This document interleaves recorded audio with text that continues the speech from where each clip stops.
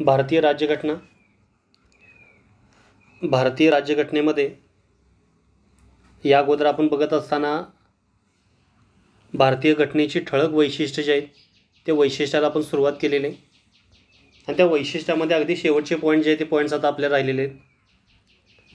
पाठिंबाचा तास आपण जर बघितला तर पाठिंबाच्या तासाला आपण मूलभूत हक्क, त्याचबरोबर मार्गदर्शक तत्त्वे आणि मूलभूत कर्तव्ये या स्वरूपामध्ये हे 3 वैशिष्ट्ये जे आहेत ती पाहिलेली आहेत. या तासाला आपल्याला त्यापुढची जी काही वैशिष्ट्ये आहेत ती वैशिष्ट्ये पाहिजे आहेत.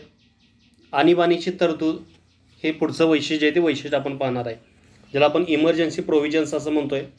आता ही इमर्जन्सी म्हणजे काय की घटनाकर्त्यांनी शासन कारभार चालवणे अवघड बनण्याच्या स्थितीची कल्पना करून अशी आपत्कालीन परिस्थितीचा सामना करण्यासाठी आणीबाणीची तरतूद केलेली आहे. म्हणजे ही आणीबाणीची जी काही तरतूद आहे ही तरतूद कशासाठी आहे तर जी इमर्जन्सी सर्व्हिस आहे, म्हणजे आपत्कालीन जी काही परिस्थिती आहे ती आपत्कालीन परिस्थितीचा सामना करण्यासाठी, जी आपत्कालीन परिस्थिती जी आहे तर ही जी आपत्कालीन परिस्थिती सामना करण्यासाठी काय केलेलं आहे तर ह्या आणीबाणीच्या ज्या काही तरतुदी आहेत या तरतुदी सांगितलेल्या आहेत. आता ह्या आणीबाणीच्या तरतुदी सांगत असताना किती स्वरूपाच्या तरतुदी आहेत तर ह्या एकूण ज्या काही तरतुदी आहेत या 3 तरतुदी आहेत, ते आपल्याला पुढं पाहायचंच आहे. पण आणीबाणीविषयक तरतूद करत असताना काही आपत्कालीन परिस्थितीमध्ये देशाचं सार्वभौमत्व, एकता, अखंडता आणि सुरक्षेत धोका निर्माण करणाऱ्या काही घटना घडत असतात. मग अशावेळी केंद्र सरकार जे हे केंद्र सरकार प्रबळ व्हावं या हेतूनं ही जी आणीबाणी जे या आणीबाणीची तरतूद जी ती केली जाते. मग ह्यामध्ये आपण सांगत असताना इथं लिहिलेलं आहे घटनाकर्त्यांनी आपत्कालीन परिस्थितीचा सामना करण्यासाठी आणीबाणीची तरतूद केलेली आहे. आता ही आपत्कालीन परिस्थिती म्हणजे काय आहे की एखादी परिस्थिती अशी निर्माण झाली की ज्यामध्ये युद्ध असेल, परकीय आक्रमण असेल, सशस्त्र उठाव असेल किंवा केंद्राचं जे काही निर्देश आहे ते निर्देश जर राज्य पाळण्यात अपयशी ठरत असेल किंवा आपण बघत असताना देशामध्ये जे काही वित्तीय जे काही स्थैर्य आहे किंवा पतपात्रता जे या पतपात्रतेचा जो धोका निर्माण झाला असेल, म्हणजे अशा अनेक स्वरूपाच्या ज्या काय आपत्कालीन जी काही परिस्थिती आहे तर ह्या आपत्कालीन परिस्थितीचा सामना करण्यासाठी ही आणीबाणीची जी काही तरतूद आहे ही तरतूद त्यामध्ये सांगितलेली आहे. आणि ह्या आणीबाणीची तरतूद आपण बघत असताना एकूण आपल्या देशाचा विचार आपण जर केला तर ह्या आणीबाणीच्या ज्या काही तरतुदी आहेत या एकूण किती तरतुदी आहेत तर ह्या आणीबाणीच्या 3 प्रकारच्या तरतुदी आहेत. किंवा आणीबाणीचे एकूण किती प्रकार आहेत तर 3 प्रकार आहेत. तर त्यामध्ये पहिला भाग आपण बघत असताना राष्ट्रीय आणीबाणी, त्याचबरोबर राष्ट्रपती राजवट आणि वित्तीय आणीबाणी अशा एकूण 3 प्रकारच्या आणीबाणी जे ही भारतीय घटनेमध्ये सांगितलेलं आहे. आणि त्यासाठी कलम क्रमांक 352, कलम क्रमांक 356, 365 आणि 360 अशा स्वरूपामध्ये जी काही कलम आहेत ही कलमं त्यामध्ये सांगितलेली आहे. फक्त लक्षात घेता असताना आणीबाणीची जी काही तरतूद आहे ही कधी करायची आहे तर अगदी इमर्जन्सी जी काही वेळ असेल, आपत्कालीन जर परिस्थिती जर निर्माण जर झाली असेल तरच अशा स्वरूपाची आणीबाणी जे ती आणीबाणी डिक्लेअर केली जाऊ शकते. आणि ही आपत्कालीन युद्धजन्य परिस्थिती असेल किंवा घटनात्मक यंत्रणेचा भाग असेल किंवा देशाची जी काही वित्तीय स्थैर्य जी आहे, वित्तीय व्यवस्था जर पूर्णतः जर ढासळली असेल तर अशावेळी अशी आणीबाणी जी आहे ती आणीबाणी घोषित केली जाते. आता आपल्याला पाहायचं आहे तर ह्या 3 प्रकारच्या आणीबाणी ज्या आहेत ह्या 3 प्रकारच्या आणीबाणी कोणत्या आहेत ते आता आपण पाहणार आहे. त्या पुढचा जो काही भाग आहे म्हणजे पहिला जो काही भाग आहे ज्याला आपण काय म्हणतोय राष्ट्रीय आणीबाणी असं म्हणतोय. राष्ट्रीय आणीबाणी कुठं दिलेलं आहे तर कलम क्रमांक 352 मध्ये ही राष्ट्रीय आणीबाणी जी आहे ती दिलेली आहे. आणि ही राष्ट्रीय आणीबाणी कधी घोषित केली जाते युद्ध, परकीय आक्रमण किंवा सशस्त्र उठाव या कारणावरून ही राष्ट्रीय आणीबाणी जी आहे ही राष्ट्रीय आणीबाणी घोषित केली जाते. बघा एकूण कारणं किती आहेत तर यासाठी कारणं देत असताना 3 कारणं सांगितलीत. युद्ध, त्याचबरोबर परकीय आक्रमण किंवा सशस्त्र उठाव या कारणावरून राष्ट्रीय आणीबाणी किंवा कलम क्रमांक 352 जे आहे या कलम क्रमांक 352 अंतर्गत ही राष्ट्रीय आणीबाणी जी आहे ही घोषित केली जाऊ शकते. आता ह्यामध्ये आपण बघत असताना 3 जी काही कारणं सांगितली त्यातलं पहिलं आहे युद्ध किंवा परकीय आक्रमण जे आहे. आता युद्ध, परकीय आक्रमणचा ज्यावेळी आपण विचार करत असतोय तर युद्ध आणि परकीय आक्रमण जे ही राष्ट्रीय आणीबाणीचा बाह्य आधार जो आहे त्या बाह्य आधार असल्यामुळे त्याला बाह्य आणीबाणी असं देखील संबोधलं जातं. म्हणजे 3 कारणं आपण बघत असताना युद्ध आणि परकीय आक्रमण जे आहे हे बाह्य आणीबाणी अंतर्गत ते घोषित केलं जाऊ शकतं. आणि त्या उलट आपण जर बघितलं सशस्त्र उठाव या कारणावरून जर ती घोषित जर केली असेल तर त्याला आपण अंतर्गत आणीबाणी असं म्हणणार आहे. म्हणजे राष्ट्रीय आणीबाणी कलम क्रमांक 352 अंतर्गत ह्यामध्ये एकूण 3 जे घटक दिलेले आहेत, तर त्यामध्ये आपण बघत असताना युद्ध किंवा परकीय आक्रमणाच्या आधारावर राष्ट्रीय आणीबाणी जर घोषित जर केली असेल तर त्याला काय म्हणलं जाणार आहे, तर बाह्य आणीबाणी असं म्हणलं जाणार आहे. आणि सशस्त्र उठाव या कारणावरून जर ती आणीबाणी जर घोषित जर केली असेल तर त्याला आपण काय म्हणणार आहे, अंतर्गत आणीबाणी. म्हणजे कलम क्रमांक 352चा आपण जर विचार जर केला तर कलम क्रमांक 352 अंतर्गत एकूण जी 3 कारणं आहेत, युद्ध, परकीय आक्रमण आणि सशस्त्र उठाव, त्यातलं युद्ध आणि परकीय आक्रमणाच्या आधारे जर राष्ट्रीय आणीबाणी कलम क्रमांक 352चा जर वापर जर केला असेल तर त्याला आपण काय म्हणू शकतोय, बाह्य आणीबाणी म्हणू शकतोय. आणि सशस्त्र उठाव या कारणास्तव जर ते आणीबाणी जर घोषित केली असेल तर त्याला आपण म्हणणार आहे अंतर्गत आणीबाणी. आता आणीबाणीविषयी ज्या काही तरतुदी आहेत ते पुढचं ज्यावेळी आणीबाणीचं प्रकरण येणार आहे त्यावेळी आपण रितसर पूर्ण जी काही माहिती आहे ती माहिती आपण घेणार आहे. पण थोडक्यामध्ये आपल्याला माहिती असावं यासाठी ही जी काय आणीबाणी आहे, आत्तापर्यंत आपण जर भारताचा विचार जर केला, भारत देशाचा विचार आपण जर केला तर आत्तापर्यंत किती वेळा ही कलम क्रमांक 352चा वापर जो आहे तो वापर केलेला आहे, तर आत्तापर्यंतचा आपण जर विचार जर केला तर एकूण 3 वेळा जे आहे ही आणीबाणी आत्तापर्यंत घोषित झालेली आहे. आता हे 3 वेळा कधी कधी, तर पहिल्यांदा जे आहे ते आहे 1962ला, 1962 नंतर 1971ला आणि 1975, असे एकूण 3 वेळा आत्तापर्यंत काय झालेले आहे, तर ही राष्ट्रीय आणीबाणी किंवा कलम क्रमांक 352चा वापर जो आहे हा वापर केलेला आहे. बघा लक्षात घ्या महत्त्वाचं. आता 1962 आणि 1971चा विचार आपण जर घेतला तर ते परकीय आक्रमणाच्या कारणावरून ते आणीबाणी घोषित केले. एकूण जे 3 वेळा आणीबाणी घोषित झालेले 1962, 1975 आणि 1971 जे आहे, असे एकूण 3 वेळा आणीबाणी जे ते घोषित झाले. त्यातली 2 ज्या आणीबाणी आहेत, 2 कोणकोणत्या, तर त्यामध्ये आपण विचार करत असताना 1962ची आणीबाणी असेल किंवा 1971ची जी काय आणीबाणी आहे, ह्या 2 ज्या आणीबाणी ज्या आहेत ह्या परकीय आक्रमण जे आहे, युद्धजन्य परिस्थिती आपण त्यामध्ये म्हणू शकतोय, तर ते परकीय आक्रमण किंवा युद्ध या कारणास्तव ती आणीबाणी जी आहे ती घोषित केले होते. ह्या 2 1962 आणि 1971च्या. आणि 1975चा विचार करत असताना 1975ची जी काय आणीबाणी होती ही 1975ची आणीबाणी अंतर्गत अशांतता या कारणावरून घोषित करण्यात आली होती. अंतर्गत अशांतता या कारणावरून ती आणीबाणी जी आहे ती घोषित केलेली होती. तर आत्तापर्यंत आपण विचार करत असताना आणीबाणीमध्ये एकूण आणीबाणीची जी काही कारणं आहेत ती 3 कारणं आहेत, युद्ध, परकीय आक्रमण आणि सशस्त्र उठाव. युद्ध आणि परकीय आक्रमणानं जर आणीबाणी घोषित जर केली असेल तर त्याला आपण बाह्य आणीबाणी म्हणायचं आहे. सशस्त्र उठाव असेल तर त्याला आपण म्हणायचं आहे अंतर्गत आणीबाणी. आणि आत्तापर्यंतचा विचार आपण जर केला तर एकूण 3 वेळा ही आणीबाणी जी आहे ही घोषित झालेली आहे. 1962, 1971 आणि 1975. 1962 आणि 1971चा विचार जर केला तर परकीय आक्रमणाच्या कारणावरून ती आणीबाणी घोषित झाली होती. आणि 1975ची जी काय आणीबाणी आहे ती अंतर्गत अशांतता या कारणास्तव ती घोषित करण्यात आली होती. हा पहिला प्रकार झाला राष्ट्रीय आणीबाणीचा. आपण फक्त वैशिष्ट्य आपण पाहतोय, त्यामुळे इथं जास्त आपण डीप बघणार नाही. पुढे ज्यावेळी हे प्रकरण येईल त्या प्रकरणामध्ये आपण ही पूर्ण माहिती आपण घेणार आहे. हा झाला पहिला जो काय भाग आहे आणीबाणीची जी काही तरतूद आहे त्यातला पहिला प्रकार. अंतर्गत अशांतता या कारणावरून जी आणीबाणी घोषित केलेली होती तत्कालीन त्यावेळेचे जे काही पंतप्रधान इंदिराजी गांधी यांनी ती घोषित केली होती, तो देखील भाग आपल्याला नंतर पाहायचा आहे. त्यानंतर जो दुसरा जो काय भाग आहे आणीबाणीची जी काय तरतूद आहे कलम क्रमांक 356चा आपण यामध्ये विचार करूया. घटक राज्यातील आणीबाणी किंवा राष्ट्रपती राजवट कलम 356 किंवा 365. कलम 356 किंवा कलम 365 ह्याचा आपण विचार करत असताना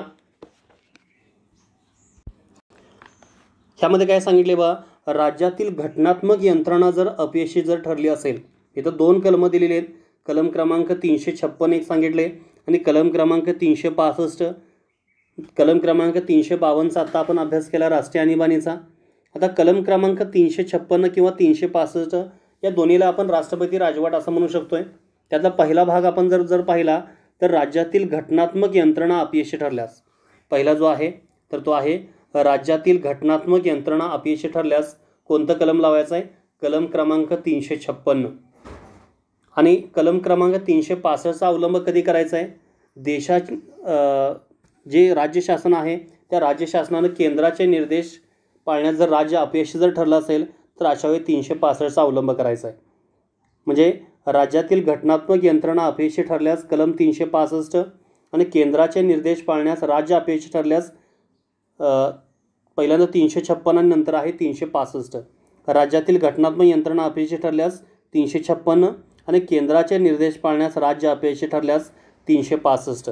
या प्रकारची ही जी काय आणीबाणी आहे ज्याला आपण राष्ट्रपती राजवट असं म्हणू शकतोय, हा दुसरा भाग यामध्ये आपण बघू. थोडक्यामध्ये आपण बघत असताना 356 जे आहे त्या 356चं काय मत आहे किंवा कलम क्रमांक 356 काय सांगतं की राज्याचे शासन घटनात्मक तरतुदींना अनुसरून चालवणे अशक्य झाले आहे. मग राज्याचं जे काही शासन आहे, ज्या घटनात्मक तरतुदी सांगितलेत या घटनात्मक तरतुदीला अनुसरून राज्य चालवणे जर अशक्य झालेलं आहे, ही जर राष्ट्रपती जर खात्री जर झाली असेल तर राष्ट्रपती राज्य शासन आपल्या हाती घेतात आणि यालाच राष्ट्रपती राजवट किंवा राज्य आणीबाणी किंवा घटनात्मक आणीबाणी असं म्हटलं जातं. म्हणजे कलम क्रमांक 356चा आपण इथे विचार करतोय, हे कलम क्रमांक 356 कधी लावायचं आहे तर राज्याचे शासन घटनात्मक तरतुदींना अनुसरून चालवणे अशक्य झाले आहे याची खात्री झाल्यास राष्ट्रपती राज्य शासन आपल्या हातात घेतात. राष्ट्रपती जे आहे हे राज्य शासन आपल्या हातात घेतात, त्यालाच आपण काय म्हणू शकतोय, राष्ट्रपती राजवट असं म्हणू शकतोय किंवा राज्य आणीबाणी असं म्हणू शकतोय किंवा घटनात्मक आणीबाणी असं म्हणू शकतोय. आता ही जी राष्ट्रपती राजवट आहे ही राष्ट्रपती राजवट दोन प्रकारे आपण इथे विचार करू शकतोय. एक म्हणजे कलम 356च्या आधारावर आणि त्याखाली आपण जे काय बघितले ते कलम आहे 365च्या आधारावर. 356 आणि 365. अजून एकदा व्यवस्थित बघा, कलम क्रमांक 352 आपण बघत असताना राष्ट्रीय आणीबाणीचा विचार केला आहे, त्यासाठी 3 महत्त्वाची कारणं होती. आता ह्यामध्ये आपण बघत असताना राष्ट्रपती राजवट असं आपण म्हणू शकतोय आणि ही राष्ट्रपती राजवट जे आहे ही 2 कलमानुसार लावू शकतात. एक आहे कलम क्रमांक 356 आणि कलम क्रमांक 365. आता कलम क्रमांक 356 म्हणजे काय की राज्यातील घटनात्मक यंत्रणा बंद पडल्यास जर राष्ट्रपतींना एखाद्या राज्याचे शासन घटनात्मक तरतुदींना अनुसरून चालवणे शक्य नाही अशी परिस्थिती उद्भवली आहे अशी खात्री झाली तर ते त्या राज्यामध्ये राष्ट्रपती राजवट लावण्याची घोषणा करू शकतात.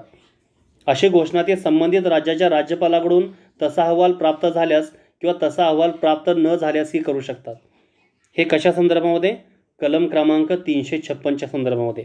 आता आपण पाहूया कलम क्रमांक 365. आता कलम 365 काय सांगतं तर कलम 365 केंद्राचे, इथं आपण लिहिलेलं बा, केंद्राचे निर्देश पाळण्यास राज्य शासन जर अपयशी ठरलं असेल तर, 365चा विचार करत असताना केंद्राचे निर्देश पाळण्यास राज्य शासन जर अपयशी ठरत असेल तर कलम क्रमांक 365. समजा केंद्राने एखाद्या राज्याला दिलेल्या निर्देशाचे पालन करण्यात किंवा त्याची अंमलबजावणी करण्यात त्या राज्याने कसूर केली तर राष्ट्रपतींनी असे गृहीत धरणे कायदेशीर होईल की त्या राज्याचे शासन घटनात्मक तरतुदींना अनुसरून चालवणे शक्य नाही अशी परिस्थिती उद्भवली आहे आणि अशा वेळी ते राष्ट्रपती राजवट लावू शकतात.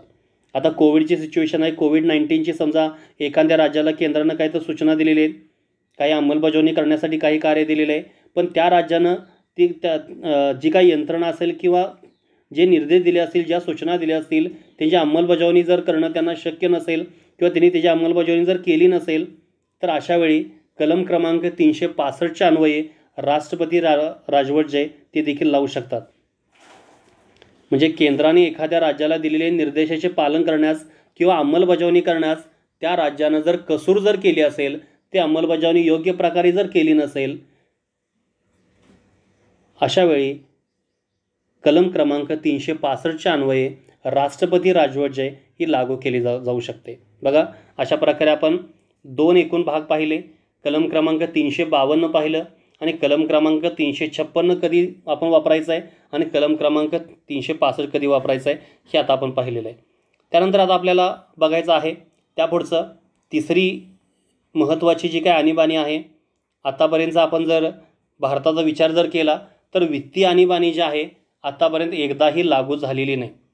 वित्तीय आणीबाणीचा विचार करत असताना जी वित्तीय स्थैर्य जे आहे हे स्थैर्य आतापर्यंत व्यवस्थित स्वरूपामध्ये भारतामध्ये राहिलेलं आहे, पण ह्या वित्तीय स्थैर्यात जर धोका जर निर्माण जर झाला असेल तर कलम क्रमांक 360 अन्वये अशी आणीबाणी लावू शकतात.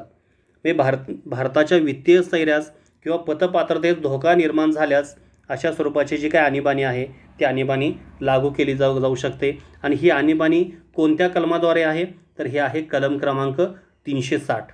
म्हणजे कलम क्रमांक 352, कलम क्रमांक 356 किंवा 365 आणि कलम क्रमांक 360 असे एकूण 3 प्रकारची जी काही आणीबाणी जी आहे ती आणीबाणी जी आहे ती लागू होऊ शकते किंवा ह्या आणीबाणीच्या ज्या काही तरतुदी आहेत ह्या तरतुदी ह्यामध्ये सांगितली आहेत. आत्तापर्यंत आपण जर विचार केला तर आत्तापर्यंत वित्तीय आणीबाणी एकदाही लागू करण्यात आलेली नाही.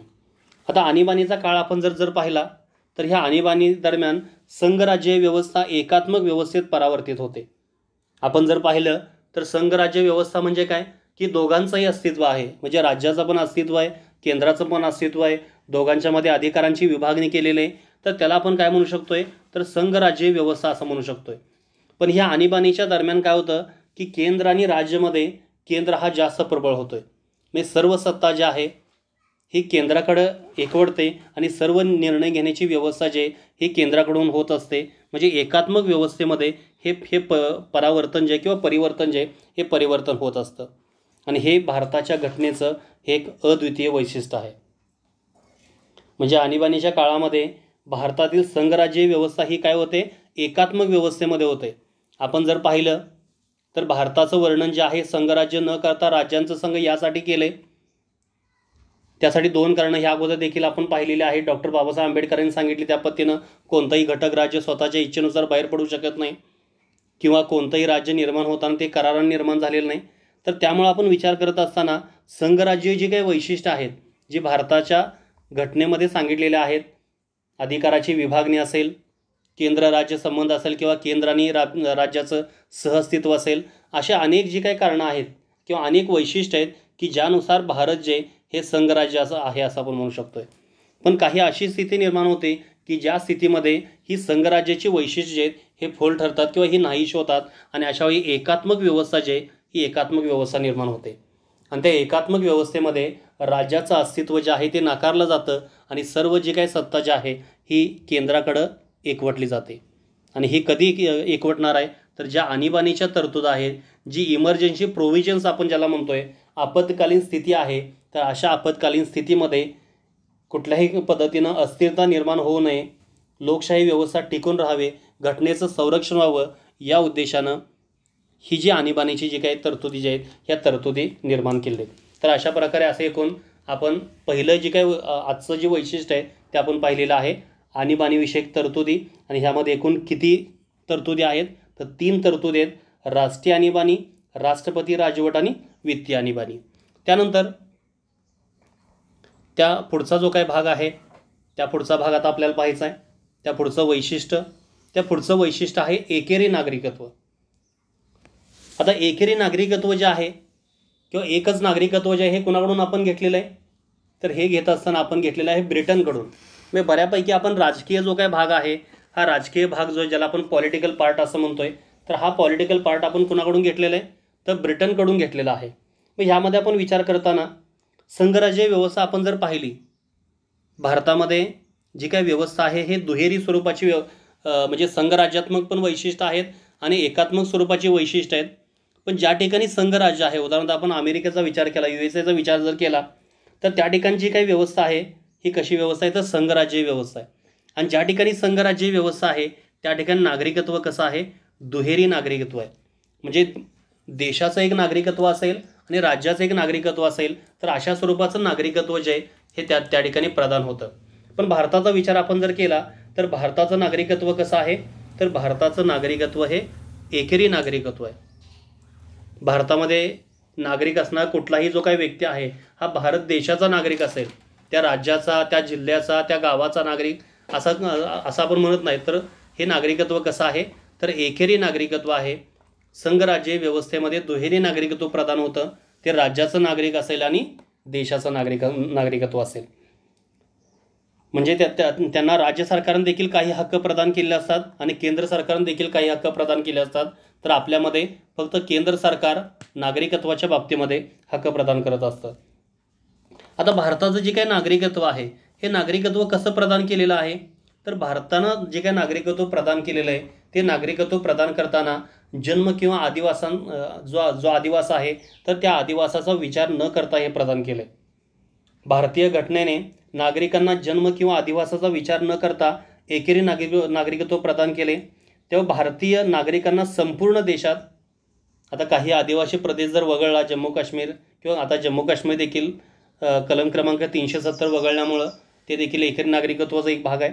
पण अगोदरचा भाग आपण जर पाहिला तर जम्मू काश्मीर किंवा काही आदिवासी प्रदेश जर वगळले तर सर्व लोकांना हे समान अधिकार प्राप्त झालेले आहेत. सर्व लोकांचे जे काय अधिकार आहेत हे समान राजकीय अधिकार किंवा नागरी अधिकार जे आहेत हे प्राप्त झालेत. त्यामध्ये मूलभूत हक्क असतील किंवा इतर स्वरूपाचे जे काय हक्क आहेत ते हक्क प्रदान झालेत. त्याचबरोबर मतदान करण्याचा हक्क असेल असे नागरी हक्क देखील प्रदान करण्यात आले आहेत. म्हणजे आपण विचार करत असताना एकेरी नागरिकत्वाचा ज्यावेळी विचार करतोय तेव्हा भारतानं जे काही नागरिकत्व प्रदान केलेलं आहे हे नागरिकत्व प्रदान करताना एक महत्त्वाचा त्या पाठीमागं उद्देश काय होता की एक राष्ट्रवादाची भावना जे ती निर्माण करणं हा एक महत्त्वाचा उद्देश त्या पाठीमागं होता. मग त्यामुळे आपण विचार करताना काही आदिवासी प्रदेश आपण जर वगळला तर इतर प्रदेशामध्ये हे समान नागरी किंवा राजकीय अधिकार जे आहेत हे प्रदान करण्यात आलेले आहेत. देशातील प्रादेशिक भिन्नता कमी करून सर्व नागरिकांमध्ये राष्ट्रवादाची भावना वाढीस लावणे हा एकेरी नागरिकत्वामागील उद्देश आहे. म्हणजे एकेरी नागरिकत्वाचा महत्त्वाचा उद्देश काय आहे तर प्रादेशिक जी काही भिन्नता आहे ही प्रादेशिक भिन्नता कमी करून सर्व नागरिकांमध्ये राष्ट्रवादाची भावना वाढीस लावणे हा एक महत्त्वाचा जो उद्देश आहे हा एकेरी नागरिकत्वा पाठीमागील आहे. कारण भारत देशाचा आपण जर विचार जर केला तर अनेक धर्म आहेत, अनेक जाती आहेत, अनेक भाषा आहेत. म्हणजे विविध स्वरूपाची भौगोलिक देखील विभिन्नता आहे आणि प्रादेशिक देखील विभिन्नता जी आहे ती भिन्नता ह्यामध्ये आपण बघत असतोय. पण ही जी काही भिन्नता आहे ही भिन्नता कमी करून सर्व नागरिकांमध्ये राष्ट्रवादाची भावना वाढीस लावणं हा महत्त्वाचा उद्देश जो आहे हा उद्देश कोणाचा आहे एकेरी नागरिकत्वाचा आहे. त्यानंतर त्या पुढचं आपल्याला पाहायचं आहे, त्या पुढचं वैशिष्ट्य आहे सार्वत्रिक व प्रौढ मतदान पद्धती. भारताचा आपण जर विचार केला तर भारत जो काय देश आहे हा लोकशाही देश आहे. लोकशाही देश म्हणजे काय की प्रत्येक व्यक्तीला हे समान अधिकार प्राप्त आहे. कुठल्याही व्यक्तीला जास्त अधिकार घटनेनं दिले नाहीत. अगदी एखाद्या व्यक्तीला कमी अधिकार, एखाद्या व्यक्तीला जास्त अधिकार, अशी कुठलीही जी काही भिन्नता जी आहे ही भिन्नता भारतीय घटनेने केलेली नाही. मग त्यामुळं भारतातील जी काही लोकशाही आहे या लोकशाहीचा विचार आपण जर केला तर त्या लोकशाहीमध्ये प्रत्येक व्यक्तीचं मत महत्त्वाचं आहे. तो कितीही श्रीमंत असेल किंवा कितीही जरी गरीब असेल तरी प्रत्येक व्यक्तीला किती मतं देण्याचा अधिकार आहे मतदानामध्ये? एकच मत देण्याचा अधिकार आहे. म्हणजे एक व्यक्ती एक मत. इतर ठिकाणचा अगदी आपण बघत असताना अनेक स्वरूपाच्या कंपन्या आपण बघत असतोय. म्हणजे सहकारी तत्वामध्ये आणि खाजगी तत्वाचा आपण विचार करत असताना काही खाजगी ज्या काही कंपन्या आहेत तर त्या खाजगी कंपन्यामध्ये जे आपण शेअर्स आपण ज्याला म्हणतोय, भाग असं म्हणतोय, तर ज्यांनी जास्त भाग खरेदी केलेले असतात तर त्यांना जेवढे त्यांनी भाग खरेदी केलेत तेवढे मतं देण्याचा अधिकार असतो. भांडवलशाही स्वरूप आपण जर पाहिलं तर लोकशाही स्वरूप आपण ज्यावेळी पाहत असतोय तेव्हा प्रत्येक व्यक्तीला एक मत देण्याचा अधिकार आहे. तो श्रीमंत किंवा गरीब असा विचार त्यामध्ये केला जात नाही. आता ही जी आहे एक व्यक्ती एक मत हे लोकशाहीचं जे काही तत्व आहे हे तत्व भारतामध्ये आता हे कोणत्या कलमांतर्गत तर कलम क्रमांक 326 अंतर्गत सार्वत्रिक प्रौढ मतदानाच्या व्यवस्थेची तरतूद करण्यात आलेली आहे. कलम कोणता आहे? कलम क्रमांक 326 अंतर्गत सार्वत्रिक प्रौढ मतदानाच्या व्यवस्थेची तरतूद करण्यात आलेली आहे. आणि त्या तरतुदीनुसार 18 वर्षापेक्षा अधिक वयाच्या सर्व प्रौढ व्यक्तींना जात, वंश, धर्म, लिंग, साक्षरता, संपत्ती इत्यादीचा विचार न करता लोकसभा व विधानसभाच्या निवडणुकीमध्ये मतदानाचा हक्क देण्यात आलेला आहे. हे भारताचा आपण जर विचार केला तर भारतामध्ये मतदानाचं जे काय वय आहे हे 18 वर्षापेक्षा जास्त जर वय जर झालं असेल तर अशावेळी ते मतदान करू शकतात. त्यामध्ये स्त्री आहे का पुरुष आहे, कोणत्या धर्माचा आहे, कोणत्या वंशाचा आहे, कोणत्या जातीचा आहे, असा कुठलाही विचार जो आहे तो विचार त्यामध्ये केला जाणार नाही. तो साक्षर आहे का निरक्षर आहे, ते संपत्ती किती आहे, अशी कुठलीही जी काही गोष्ट आहे ती गोष्ट ह्याला बाधा घालणार नाही. म्हणजे सार्वत्रिक प्रौढ मतदान पद्धतीचा आपण विचार करताना ज्या व्यक्तीचं वय 18 वर्षापेक्षा जास्त आहे ही प्रत्येक व्यक्ती मतदान करू शकते. आणि प्रत्येक व्यक्तीला, ती श्रीमंत असेल, गरीब असेल, साक्षर असेल, निरक्षर असेल, तर प्रत्येक व्यक्तीला किती मत देण्याचा अधिकार आहे, तर ते फक्त एकच मत जे ते त्यामध्ये देऊ शकतात. लक्षात घ्या ही महत्त्वाची कारणं. आता ह्यामध्ये आपण विचार करताना सुरुवातीला आपण जर बघितलं तर हे सार्वत्रिक प्रौढ मतदान जी काही पद्धत आहे त्या पद्धतीमध्ये मतदानाचं जे काही वय अगोदर 21 वर्ष होतं. मतदानाचं वय जे आहे 1988चा अगोदरचा भाग आपण जर पाहिला तर त्या ठिकाणी मतदानाचं किमान वय जे हे किमान वय किती होतं, 21 वर्ष होतं. आणि आता ते किमान वय किती केलेलं आहे, 21 वरून 18 वर्ष केलं आहे. हे कधी केलं तर 61वी घटनादुरुस्ती कायदा 1988. 61वी घटनादुरुस्ती कायदा 1988 अन्वये 21हून 18 वर्ष असे कमी करण्यात आले. मी आता जर तुम्हाला जर मतदान जर करायचं असेल तर मतदान करण्यासाठी कमीत कमी 18 वर्ष जे काय वय आहे हे वय असणं आवश्यक आहे. 1988च्या पूर्वीचा भाग जर पाहिला तर 1988च्या पूर्वी हे वय किती होतं, 21 वर्ष होतं. आणि 61वी घटनादुरुस्ती कायदा 1988 ज्याद्वारे हे जे काही वय आहे ते वय किती वर्ष करण्यात आलं, 18 वर्ष करण्यात आलं.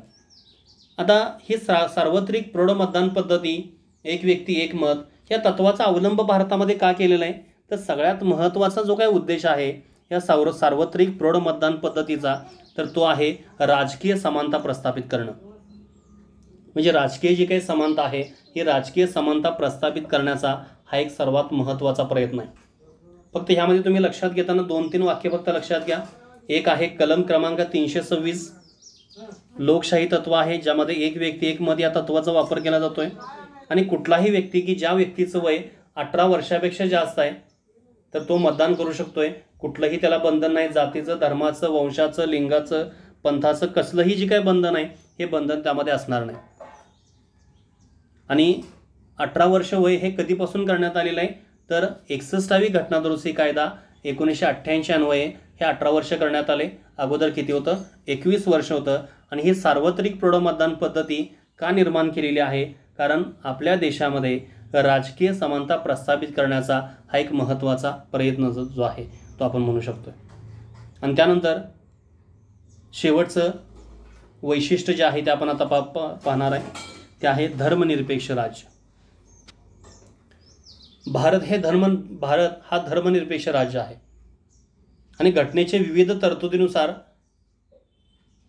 हे सिद्ध झालेलं आहे की भारतानं कोणतंही जे काही कोणताही जो काही धर्म आहे या कोणत्याही धर्माला उच्च किंवा नीच असं कुठलंही स्थान दिलेलं नाही. आता ही धर्मनिरपेक्ष जी काही संकल्पना आहे ह्या धर्मनिरपेक्ष संकल्पनेचा आपण जर उल्लेख जर पाहिला तर ह्या केवळ प्रस्ताविकेमध्ये या शब्दाचा उल्लेख केला आहे. मी ह्या अगोदर प्रस्ताविकेनंतर कोणत्याही ठिकाणी धर्मनिरपेक्ष हा जो काही शब्द आहे हा शब्द त्यामध्ये वापरलेला नाही. पण ज्या काही विविध स्वरूपाच्या ज्या काही तरतुदी आहेत तर त्या विविध स्वरूपाच्या तरतुदीनुसार भारत हे धर्मनिरपेक्ष राज्य आहे हे सिद्ध झालेलं आहे किंवा घटनेनं हे सिद्ध करून दिलेलं आहे. आता पाश्चिमात्य देश आपण जर पाहिले, युरोपीय देश आपण जर पाहिले तर पाश्चिमात्य देशातील धर्मनिरपेक्षतेची संकल्पना कशी आहे, नकारात्मक स्वरूपाची संकल्पना आहे, ज्यामध्ये चर्च व राजकारण हे परस्परापासून विभक्त असणं हे त्यामध्ये सांगितलेलं आहे. तर भारतासारखा देश आपण जर पाहिला तर भारतामध्ये अनेक स्वरूपाचे धर्म आहेत. बहुधार्मिक देशात हे लागू करणं अवघड आहे. त्यामुळे भारताच्या घटनेत धर्मनिरपेक्षतेच्या सकारात्मक संकल्पनेचा स्वीकार करण्यात आला आहे. आणि ह्याचा आपण विचार करताना भारताचा कोणताही राजधर्म नाही, मात्र राज्यसंस्थेमार्फत सर्व धर्मांना समान वागणूक दिली जाते. कोणताही धर्म श्रेष्ठ किंवा कोणताही धर्म जो आहे हा कनिष्ठ स्वरूपामध्ये त्यामध्ये सांगितला जात नाही. तर ह्या धर्मनिरपेक्षतेचा अर्थ आपण बघत असताना ह्या 2 महत्त्वाचे अर्थ आपण ह्यामध्ये पाहू शकतोय. म्हणजे प्रत्येक व्यक्ती कोणत्याही धर्माचे आचरण करण्यास मुक्त आहे आणि राज्य कोणत्याही व्यक्ती किंवा गटाच्या विरुद्ध धर्माच्या आधारावर भेदभाव करणार नाही. आता ही धर्मनिरपेक्षतेची किंवा धार्मिक स्वरूपाच्या ज्या काही संकल्पना आहे, धर्म स्वातंत्र्याचा हक्क आपण ज्याला म्हणू शकतोय, मूलभूत हक्कामध्ये या गोष्टी देखील सांगितलेत ज्या कलम क्रमांक 25 ते कलम क्रमांक 28च्या दरम्यान दिलेली आहे. म्हणजे भारतीय राज्य धार्मिक नाही, ते अधर्मी नाही, तसेच धर्मविरोधीसुद्धा नाही. म्हणजेच भारतात कोणताही राजधर्म नाही. लक्षात घ्या, भारतात कोणताही राजधर्म नाही याचा अर्थ काय होतोय की भारतीय राज्य जे आहे हे धार्मिक नाही, अधर्मी नाही, तसेच धर्मविरोधी नाही.